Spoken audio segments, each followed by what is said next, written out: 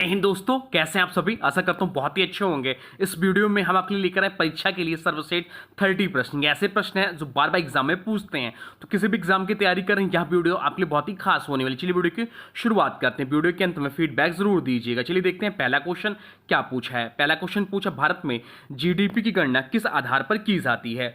भारत में जीडीपी की गणना किस आधार पर की जाती है, यह आपसे पूछा है। चलिए राइट आंसर बता दीजिए।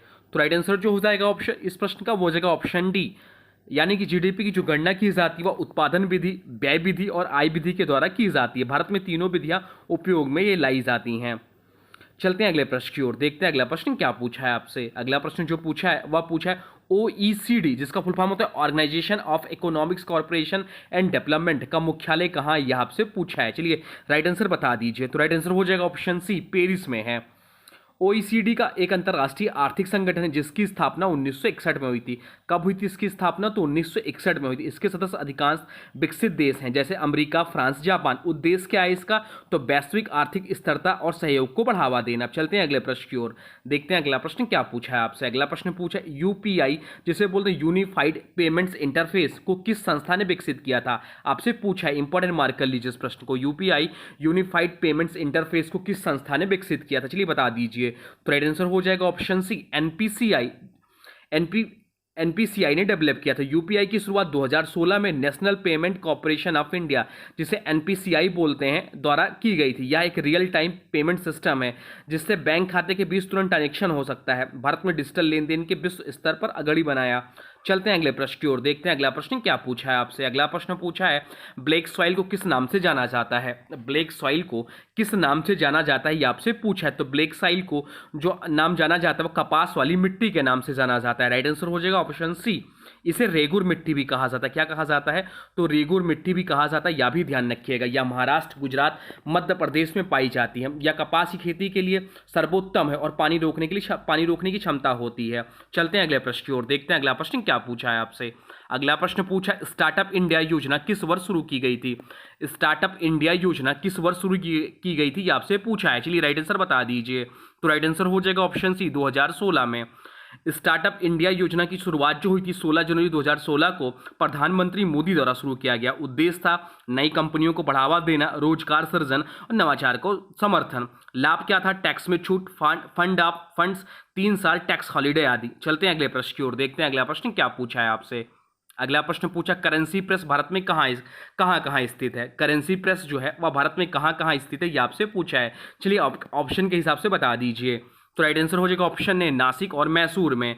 भारत में 2 प्रमुख करेंसी प्रेस हैं, एक नासिक महाराष्ट्र में और मैसूर कर्नाटक में। इसके अलावा देवास और सालबोनी में भी सिक्योरिटी प्रेस है। यह भारतीय रिजर्व बैंक के अंतर्गत एसपीएमसीआईएल के द्वारा संचालित होती है। चलते हैं अगले प्रश्न की ओर, देखते हैं अगला प्रश्न क्या पूछा है आपसे। जो भी क्वेश्चन है इंपॉर्टेंट और सिलेक्टेड है। वीडियो कैसा लग रहा है ये जरूर बताइएगा। वीडियो को अभी तक लाइक नहीं किया तो प्लीज वीडियो को लाइक कर दीजिए। चलते हैं अगले क्वेश्चन की ओर। अगला क्वेश्चन पूछा, कानपुर विद्रोह 1857 के नेतृत्वकर्ता कौन थे। कानपुर विद्रोह 1857 के नेतृत्वकर्ता कौन थे, ये आपसे पूछा है। तो कानपुर विद्रोह से जो 1857 के नेतृत्वकर्ता थे वो नाना साहब थे। राइट आंसर हो जाएगा ऑप्शन डी, नाना साहब। कानपुर विद्रोह 1857 में नाना साहब पेशवा के नेतृत्व में हुआ। नाना साहब ने ब्रिटिश सैनिकों को आत्मसमर्पण के बाद मार डाला, जिसे सत्यानाशी घाट कांड कहा जाता है। ताप्या टोपे उनके सैन्य सलाहकार थे। चलते हैं अगले प्रश्न की ओर, देखते हैं अगला प्रश्न क्या पूछा है आपसे। अगला प्रश्न पूछा है, राष्ट्रीय जैव विविधता प्राधिकरण एनबीए कहाँ स्थित है। राष्ट्रीय जैव विविधता प्राधिकरण एनबीए कहाँ स्थित है, ये आपसे पूछा है। चलिए राइट आंसर बता दीजिए। राइट आंसर हो जाएगा ऑप्शन सी, चेन्नई में स्थित है। इसकी स्थापना 2003 में जैव विविधता अधिनियम 2002 के तहत हुई। कार्य इसका क्या है? तो जैविक संसाधनों की रक्षा, पंजीकरण और आनुवंशिक संपत्ति पर निगरानी करना। यह भारत की राष्ट्रीय पर्यावरण संस्था है। चलते हैं अगले प्रश्न की ओर, देखते हैं अगला प्रश्न क्या पूछा है आपसे। अगला प्रश्न पूछा, भारत में निर्मित पहला सुपर कंप्यूटर कौन सा था। भारत में निर्मित पहला सुपर कंप्यूटर कौन सा था, यह आपसे पूछा है। चलिए राइट आंसर बता दीजिए। तो राइट आंसर हो जाएगा ऑप्शन बी, परम 8000। परम 8000 भारत में निर्मित पहला सुपर कंप्यूटर था। भारत का पहला स्वदेशी कंप्यूटर यह था। इसे 1991 में सीडेक, जिसका फुल फॉर्म होता है central of development of advance computing, ने विकसित किया। यह भारत की टेक्नोलॉजिकल आत्मनिर्भरता का प्रतीक है। चलते हैं अगले प्रश्न की ओर, देखते हैं अगला प्रश्न क्या पूछा है आपसे। अगला प्रश्न पूछा है, विक्रमशिला विश्वविद्यालय किस वंश के शासनकाल में स्थापित हुआ था। विक्रमशिला विश्वविद्यालय जो है किस वंश के शासनकाल में स्थापित हुआ था, यह आपसे पूछा है। चलिए राइट आंसर बता दीजिए। राइट आंसर हो जाएगा ऑप्शन सी, पाल वंश के। विक्रमशिला विश्वविद्यालय की स्थापना पाल वंश के धर्मपाल ने 8वीं शताब्दी में की, या बौद्ध शिक्षा का प्रमुख केंद्र था, या बिहार राज्य के भागलपुर जिले में स्थित है। अब चलते हैं अगले प्रश्न की ओर, देखते हैं अगला प्रश्न क्या पूछा है आपसे। अगला प्रश्न पूछा, स्टेचू ऑफ यूनिटी किस सामग्री से निर्मित है? स्टेचू ऑफ यूनिटी जो है वह किस सामग्री से निर्मित है, ये आपसे पूछा, चलिए बता दीजिए। तो राइट आंसर जो हो जाएगा वो हो जाएगा ऑप्शन सी, कांस्य या ब्रॉन्ज से निर्मित है। यह विश्व की सबसे ऊंची मूर्ति है, लगभग जो कि 182 मीटर, या सरदार वल्लभ भाई पटेल की प्रतिमा है, और इसका जो निर्मित है या केवड़िया गुजरात नर्मदा नदी किनारे स्थित है। चलते हैं अगले प्रश्न की ओर, देखते हैं अगला प्रश्न क्या पूछा है आपसे। अगला प्रश्न जो पूछा है वह पूछा है, राष्ट्रीय राजमार्ग का प्रबंधन किसके अधीन है? राष्ट्रीय राजमार्ग का प्रबंधन किसके अधीन है, ये आपसे पूछा, चलिए बता दीजिए। तो राइट आंसर जो हो जाएगा वो हो जाएगा ऑप्शन सी, राष्ट्रीय राजमार्ग प्राधिकरण NHAI के अधीन है। इसकी स्थापना हुई थी 1995 में। कब हुई थी NHAI की स्थापना? तो 1995 में थी। या केंद्रीय सड़क परिवहन एवं राजमार्ग मंत्रालय के अधीन है। चलते हैं अगले प्रश्न की ओर, देखते हैं अगला प्रश्न क्या पूछा है आपसे। अगला प्रश्न पूछा, INS विक्रांत का निर्माण कहाँ किया गया? INS विक्रांत का निर्माण कहाँ किया गया, यह आपसे पूछा, इंपॉर्टेंट मार्क कर लीजिए, बहुत ज्यादा क्वेश्चन पूछ रहा है यह। तो INS विक्रांत का जो निर्माण हुआ है वह कोचीन शिपयार्ड भारत में हुआ है। यह भारत का पहला स्वदेशी विमान वाहक पोत है। इसे 2 सितंबर 2022 को नौसेना में शामिल किया गया। इसका नाम 1971 के युद्ध में शामिल पुराने INS विक्रांत के सम्मान में रखा गया है। चलते हैं अगले प्रश्न की ओर, देखते हैं अगला प्रश्न क्या पूछा है आपसे। अगला प्रश्न पूछा, GST परिषद जिसे बोलते हैं GST काउंसिल की अध्यक्षता कौन करता है, ये आपसे पूछा है। कंफ्यूजन क्वेश्चन है, बहुत लोग गलत करेंगे इस प्रश्न, चलिए आप लोग बता दीजिए। तो राइट आंसर बता दीजिए। तो राइट आंसर हो जाएगा ऑप्शन बी, वित्त मंत्री। GST परिषद भारत का एक संवैधानिक निकाय है, स्थापित अनुच्छेद 279A के तहत। इसकी अध्यक्षता केंद्रीय वित्त मंत्री करते हैं। उद्देश्य क्या है? तो GST से संबंधित निर्णय और दरें तय करना। चलते हैं अगले प्रश्न की ओर, देखते हैं अगला प्रश्न क्या पूछा है आपसे। अगला प्रश्न पूछा है, सबसे पहले एंटीबायोटिक किसने खोजी थी? सबसे पहले एंटीबायोटिक किसने खोजी थी, आपसे पूछा, चलिए बता दीजिए। तो राइट आंसर हो जाएगा ऑप्शन है, अलेक्जेंडर फ्लेमिंग ने।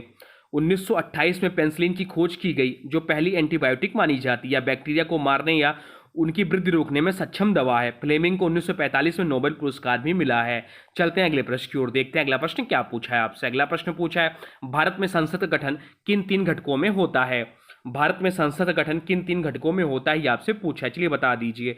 तो राइट आंसर जो हो जाएगा वो हो जाएगा ऑप्शन सी, लोकसभा, राज्यसभा और राष्ट्रपति, इनसे संसद बना होता है। अनुच्छेद 79 के अनुसार संसद में ये 3 घटक होते हैं, लोकसभा जिसे निचला सदन कहते हैं, राज्यसभा जिसे उच्च सदन कहते हैं, और राष्ट्रपति जो संसद कानून निर्माण की सर्वोच्च संस्था है। चलते हैं अगले प्रश्न की ओर, देखते हैं अगला प्रश्न क्या पूछा है आपसे। अगला प्रश्न पूछा है, राज्य नीति निदेशक तत्व संविधान के किस भाग में है?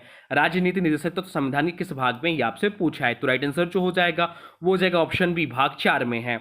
अनुच्छेद 36 से 51 में यह तत्व शामिल, या राज्य निदेशक तत्व जो लिया गया है वह आयरलैंड के संविधान से लिया गया है। यह राज्य सरकारों के लिए मार्गदर्शक सिद्धांत है, जैसे समान वेतन, पर्यावरण सुरक्षा, शिक्षा, पोषण आदि। यह न्यायपालिका द्वारा लागू नहीं किया जा सकते, परंतु नीतिगत मार्गदर्शन करते हैं। चलते हैं अगले प्रश्न की ओर, देखते हैं अगला प्रश्न क्या पूछा है आपसे। अगला प्रश्न पूछा, स्वराज पार्टी की स्थापना किसने की थी? स्वराज पार्टी की स्थापना किसने की थी, यह आपसे पूछा है। तो राइट आंसर हो जाएगा ऑप्शन सी, चित्तरंजन दास और मोतीलाल नेहरू ने। चित्तरंजन दास और मोतीलाल नेहरू ने स्वराज पार्टी की स्थापना की थी। कब की थी? तो 1923 में की थी। उद्देश्य क्या था? तो ब्रिटिश विधान परिषदों में प्रवेश कर विरोध करना, या गांधी जी के असहयोग आंदोलन वापस लेने के विरोध में बनी थी। इसे कभी कभी कांग्रेस खिलाफ दल भी कहा जाता है। चलते हैं अगले प्रश्न की ओर। अगला प्रश्न इंपॉर्टेंट मार्क कर लीजिए। FAO जिसे बोलते हैं फूड एंड एग्रीकल्चर ऑर्गेनाइजेशन का मुख्यालय कहाँ है, यह आपसे पूछा, चलिए बता दीजिए। तो यह जो इटली की राजधानी रोम में स्थित है। राइट आंसर हो जाएगा ऑप्शन सी, जिसकी स्थापना हुई थी 1945 में। इस संस्था की स्थापना हुई थी। यह संयुक्त राष्ट्र की एजेंसी है जो भोजन सुरक्षा, कृषि विकास और खाद्य नीति पर कार्य करती है। भारत FAO का सदस्य है और विश्व खाद्य सुरक्षा सूचकांक में इसके साथ मिलकर काम करता है। चलते हैं अगले प्रश्न की ओर, देखते हैं अगला प्रश्न क्या पूछा है आपसे। अगला प्रश्न पूछा, संविधान की प्रस्तावना किस अनुच्छेद में वर्णित है? संविधान की प्रस्तावना किस अनुच्छेद में वर्णित है, यह आपसे पूछा है, चलिए बता दीजिए। देखते हैं आपका तैयारी कैसी है, इसका राइट आंसर बता दीजिए। तो राइट आंसर जो होगा वो हो जाएगा ऑप्शन सी, किसी अनुच्छेद में नहीं है। प्रस्तावना संविधान का उद्घाटन व्यक्तित्व है। इसे 26 नवंबर 1949 को अपनाया गया, या किसी अनुच्छेद का हिस्सा नहीं है, लेकिन सुप्रीम कोर्ट ने इसे संविधान की आत्मा कहा है। केशवानंद भारती केस 1973 से। चलते हैं अगले प्रश्न की ओर, देखते हैं अगला प्रश्न क्या पूछा है आपसे। अगला प्रश्न पूछा है, इसरो का पूर्ण रूप क्या है? इसरो का पूर्ण रूप क्या है, यह आपसे पूछा है, चलिए बता दीजिए इसरो का पूर्ण रूप क्या है। तो राइट आंसर जो हो जाएगा वो हो जाएगा Indian Space Research Organisation, ISRO का फुल फॉर्म है। तो राइट आंसर हो जाएगा ऑप्शन सी। ध्यान है कि इसरो का फुल फॉर्म बहुत ज़्यादा पूछता है, इसे इंपॉर्टेंट मार्क कर लीजिए। बात करें इसरो की, जिसका फुल फॉर्म होता है इंडियन स्पेस रिसर्च ऑर्गेनाइजेशन, जिसकी स्थापना हुई थी 15 अगस्त 1969 को। कब हुई थी? 15 अगस्त 1969 को इसकी स्थापना हुई थी। हेडक्वार्टर कहाँ है? तो हेडक्वार्टर बेंगलुरु कर्नाटक में। इसके संस्थापक जो थे डॉक्टर विक्रम साराभाई थे। और इससे प्रसिद्ध प्रोजेक्ट जो है PSLV, GSLV, Chandrayaan, Mangalyaan, Aditya L1, यह सब इसके प्रसिद्ध प्रोजेक्ट हैं। चलते हैं अगले प्रश्न की ओर, देखते हैं अगला प्रश्न क्या पूछा है आपसे। अगला प्रश्न पूछा है, भारत में सबसे बड़ा डेल्टा क्षेत्र कौन सा है? भारत में सबसे बड़ा डेल्टा क्षेत्र कौन सा है, ये आपसे पूछा है। चलिए राइट आंसर बता दीजिए। तो राइट आंसर जो हो जाएगा वो हो जाएगा गंगा ब्रह्मपुत्र डेल्टा। गंगा ब्रह्मपुत्र डेल्टा जो है या भारत में सबसे बड़ा डेल्टा क्षेत्र है। राइट आंसर हो जाएगा ऑप्शन बी। या दुनिया का सबसे बड़ा डेल्टा है जो बांग्लादेश और भारत पश्चिम बंगाल में फैला है, इसे सुंदरवन डेल्टा भी कहते हैं, या बंगाल की खाड़ी में खुलता है और विश्व धरोहर स्थल में शामिल है। चलते हैं अगले प्रश्न की ओर, देखते हैं अगला प्रश्न क्या पूछा है आपसे। अगला प्रश्न पूछा है, इलेक्ट्रॉन की खोज किसने की थी? इलेक्ट्रॉन की खोज किसने की थी, ये आपसे पूछा है। चलिए बता दीजिए इलेक्ट्रॉन की खोज किसने की थी। तो जे थॉमसन ने इलेक्ट्रॉन की खोज की थी। 1897 में कैथोड रे एक्सपेरिमेंट में से खोज हुई। उन्होंने बताया कि परमाणु के भीतर ऋण आवेशित कण होते हैं जिन्हें इलेक्ट्रॉन कहा जाता है। इन्हें 1906 में नोबेल पुरस्कार भी मिला। चलते हैं अगले प्रश्न की ओर, देखते हैं अगला प्रश्न क्या पूछा है आपसे। अगला प्रश्न पूछा, बिम्स्टेक संगठन का मुख्यालय कहाँ स्थित है? बिम्स्टेक संगठन का मुख्यालय कहाँ स्थित है, ये आपसे पूछा है। तो राइट आंसर हो जाएगा ऑप्शन सी, बांग्लादेश की राजधानी ढाका में। बिम्स्टेक जिसका फुल फॉर्म होता है Bay of Bengal initiative for multi sectoral technical and economics corporation, इसका फुल फॉर्म होता है। इसके सदस्य देश 7 होते हैं, भारत, बांग्लादेश, नेपाल, भूटान, श्रीलंका, म्यांमार, थाईलैंड, या इसके सदस्य देश हैं। इसकी स्थापना 1997 में हुई थी और इसका उद्देश्य सामाजिक आर्थिक सहयोग बढ़ाना। चलते हैं अगले प्रश्न की ओर। अगला प्रश्न पूछा, भारतीय संविधान में राज्यपाल की शक्तियां किस अनुच्छेद में वर्णित है?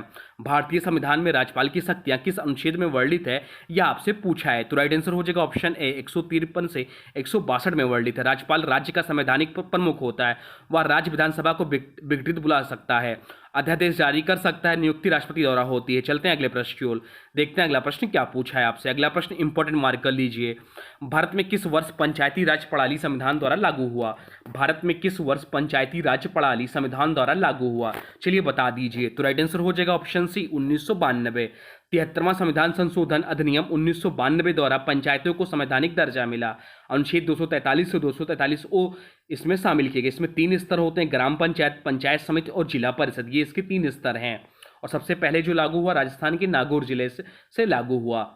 तो ये रहे टॉप 30 महत्वपूर्ण क्वेश्चन जीके के जो बार बार एग्जाम में पूछते हैं। अब आज की वीडियो से प्रश्न है, इसका राइट आंसर आप लोगों को कमेंट बॉक्स में बताना है। आज की वीडियो से प्रश्न है, यूपीआई जिसे बोलते हैं यूनिफाइड पेमेंट्स इंटरफेस को किस संस्था ने विकसित किया था, यह आपके लिए आज असाइनमेंट है। इसका जो भी राइट आंसर हो कमेंट बॉक्स में जरूर बताइएगा। साथ साथ वीडियो कैसा लगा इसके बारे में भी जरूर बताइए। कोई सुझाव तो अभी कमेंट बॉक्स में लिख दीजिए। और हाँ देखिए, अभी तक आपने वीडियो को लाइक नहीं किया तो प्लीज़ वीडियो को लाइक कर दीजिए और चैनल पर नए हैं तो चैनल को सब्सक्राइब भी कर लीजिए। तो चलिए मिलते हैं नए वीडियो में, तब तक के लिए thanks for watching railway exam target. For more update please subscribe railway exam target channel को।